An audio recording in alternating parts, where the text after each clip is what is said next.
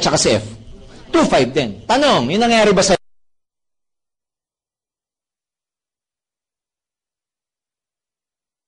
sales bonus mo?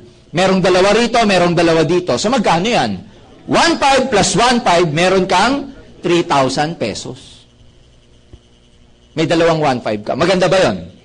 Bakit maganda? Number 1, ikaw ba nag-recruit dito? You see, hindi na ikaw yun, ha? Number 2, ikaw ba nagpaliwanag? Hindi rin. Number 3, ikaw ba nangumbinse? Number 4, may ginawa ka? Wala. Kaya siya maganda kasi wala kang ginawa, kumita ka. Eh, yun ang gusto ng mga Pilipino, eh, walang ginagawa, kumikita. Tama ba? Ano tawag dyan? Ang tawag dyan, leverage. Hindi mo na effort, pero kumita ka pa. Ano tawag doon? Leverage. Sa employment, you only make money out of your own effort. In networking, it's not like that. You make money not of your own effort. Pero technically speaking, may effort ka rin. Why? Because kung hindi mo na-recruit si A at saka si B, hindi lalabas si C, D, E at saka F. Nakuha niyo ba? Tutuloy ko pa. Nag-recruit si C, dalawa. Nag-recruit si D, dalawa din. Si E nag-recruit, pero isa lang ang sumama. Si F nag-recruit, pero isa rin lang ang sumama. Again, kung ikaw ang gagawin kong reference, may match ka o wala? Ilan? Dalawa. Kasi bakit? May 4 ka dito sa left na bago, may 2 ka dun sa right, ilan ang match? Eh di dalawa, 1.5 plus 1.5, again, may 3,000 pesos ka. O ngayon, tanungin ko, eh paano tong dalawa na to, walang kamatch? Ang tawag namin dyan, waiting lang yan. Naghihintay ng kamatch. Ang tandaan mo, naghihintay ng kamatch. So, ibig sabihin, sa dalawang yan, meron ka ng, tingnan mo mabuti ha, kung bawat match, meron kang 1.5, lumalabas, magkano bawat isa? Eh di 750. Kunwari, ang nangyari, nag-recruit ka muna kay A, wala ka pang B, isipin mo sarili mo, aha, may 750 na ako. Hahanapan ko na lang. Dito ganun din, no? May naghihintay na. Hanggang kailan? Walang deadline. Hanggang kailan yan? Halimbawa, dalawa to, di ba? Nagkaroon ng kapares after 10 years. Pang! 1.5 ho yun. After 10 years. Walang time frame. Ilan na lang? Isa. O nagkaroon ng kapares dito. Pang! 1.5 after 10 years ulit. O ngayon, tanungin ko kayo. Ito, nag-recruit dalawa. Ito, dalawa. Ito, dalawa. Ito, dalawa. Ito, dalawa. Ito, dalawa. Ito, dalawa. Ito, dalawa. Ito, dalawa. Ilan ang match mo dyan? Ha? Hindi na nila nabilang. Ang sagot na ng iba, madami. Ilan ang match mo dyan? Meron kang 8. 8 1.5, magkano po yun? 12 milyon. O ngayon, pag itong level na to, nagsipag-recruit ng tigda-2, ilan na match mo? 16 na. Tingnan nyo ha, dito 2. Pag nag-recruit, 4. Pagdating dito, 8 na. Pagdating dito, 16. Pagdating dito, ilan na? 32. Pagdating dito, ilan na? 64, 128, 256. Oh, padami ng padami ng padami. Ito, imagine niyo 1.5 ng 1.5 ng 1.5 ng 1.5 ng 1.5 ng 1.5 ng 1.5 ng 1.5 ng 1.5 yan. Ilang 1.5 yan? Can you imagine? Kung kayo nakikita nyo na hanggang dito lang, wala kayong vision. But come to think of it, yung dalawang marirecruit nyo, kaya o kayang-kaya? Pag walang naniwala sa inyong dalawa lang ha, wala pang naniwala, may problema ka, friend. Check your life. Totoo yan, di ako nagbibiro. Pag wala ka na paniwalang dalawa, may problema ka. Tama ba? Credibility issue yan, trust issue yan, pag wala ka mapaniwalang dalawa. Dalawa lang. Oh. Tanong, yung dalawa ba, alam mo kung ilan ang kakilala o hindi? Hindi. May kasabihan, di ba?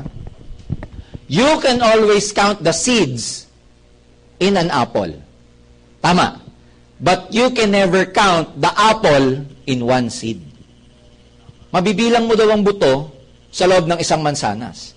Pero hindi mo mabibilang ilan ang magiging mansanas sa loob ng isang buto. Etong marirecruit mong yan, hindi mo alam ang kilala niyan.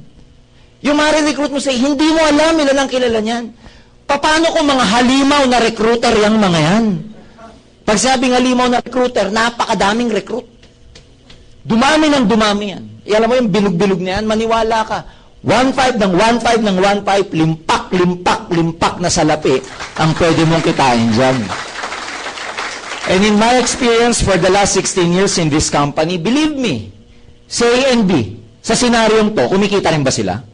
Oo naman. Kumikita ba si A and B sa senaryo na to? Now, tanong, itong mga taong to, pag kumikita na, kaya mo pang pigilan? Hindi mo na yan. Sabi mo kay B, please, stop. Huwag ka na mag-recruit. Ayoko na sa pera. Sabi mo sa kanya. Alam mo sabihin sa'yo ni B, bahala ka sa buhay mo. Mag-aaway na kayo ng mga yan, hindi pa ihinto yung mga yan. Because as long as kumikita yung mga yan, kumikita ka. As long as kumikita to, hindi mapipigilan yan. Georgian, paano yan magiging long term? Tandaan nyo to dahil sa ganda ng produkto. As long as may tao sa mundo, merong alliance in motion global.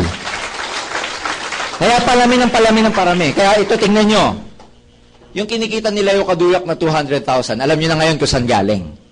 Kasi galing yun sa 1.5. Sa 100,000 na lang, magkano na yun? 150,000 na yun.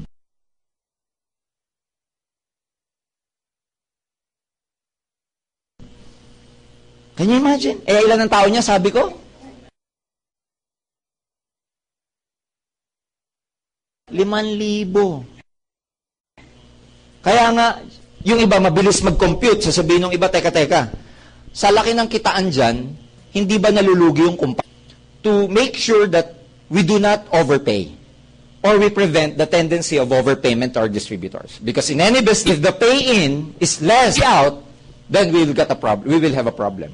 Pag mas malaki na po yung payout sa pay-in, ay hindi nakikita yung kumpanya. At pag hindi kumita yung kumpanya, hindi na rin tayo magkikita-kita. So to prevent that tendency, meron kaming computation dyan, based on our statisticians and actuarians. Ang safety measures namin, sa loob ng isang araw, ang allowed matches lang is until up to 16 matches lang per day. Meaning, ikaw, sa loob ng grupo mo, hanggang 16 na pares lang. Sa loob ng isang araw. Yung lalagpas ng 16, wala kang bayad for the day. Nakuha ba nila?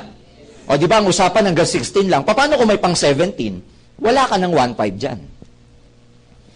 16 pataas, wala kang 1.5. Ang tawag doon, flash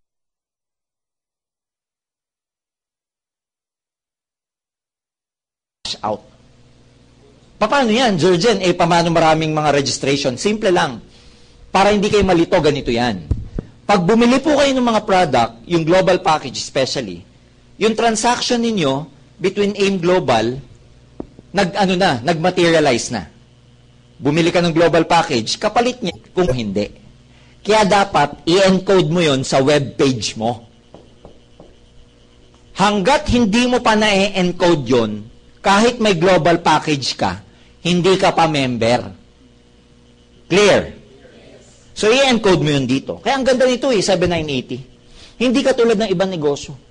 Magnegosyo ka, let's say ng karinderya, masunog, wala na karinderya mo. Magnegosyo ka ng sari-sari store, wag naman sana, masunog, wala ka na. Pero ito, yung global package mo, manakaw man. May negosyo ka pa rin. Bakit? Member ka na because of the web page. Mawala man to, basta yung code na encode mo, member ka na. Clear? Ngayon. So, technically speaking, pag bumili pala kayo ng global package, hanggat hindi na i-encode, wala pa sa computer. So, paano yan? Ganun ho dito. Lahat ng taong yan, ganun din. Paano kung nakaka-16 ka na? At may mag-e-encode na downline mo na 17, sabihin niya, apply na, magme-member ako ngayon, ipapasok ko na yung code ko. Ano sasabihin mo sa kanya? Nakaka-16 ka na. Sabihin mo sa kanya, bukas mo na i-encode. Bakit? Kasi kinaumagahan, may panibago kang 16. Sabihin mo sa kanya, apply, gusto ko na ngayon. Sabihin mo, bukas na lang, huwag kang makulit.